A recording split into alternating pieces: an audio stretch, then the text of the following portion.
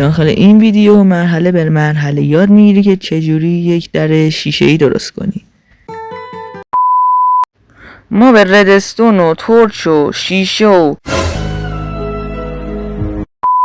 ردستون نیاز داریم و به یه همچی فضایی هم نیاز داریم که بتونیم راحت در شیشه ایمون رو درست کنیم. اول بریم پایین.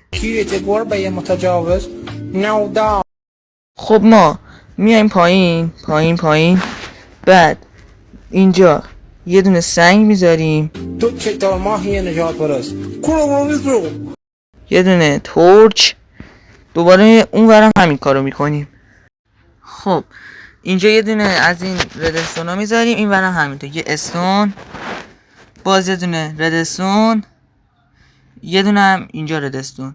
بعد پیستونامون رو میذاریم به همین صورت، به همین قشنگی. میبینی هیچکی کیرش نی. بعد این پایین رو پر ردستون میکنیم دیگه، به طوری که کلی این ردستون ها جمع بشه. خب توی این قسمت حواستون باشه که ردستون ها برسه به استون ها اینجوری. بعد خب حالا ما گلسامون رو اینجا میذاریم، اینجا رو میپوش. خب حالا بعد از اینکه پوشوندیم پلنت ها اونو میذاریم و باز میشه این در خیلی راحت. اینجا رو هم میپوشونیم ای بابا و اینجا رو هم پلت میذاریم و الان در ما ساخته شده. اما یه نکته اینجا وجود داره، چجوری اینو بپوشونیم اینا که معلوم نشه.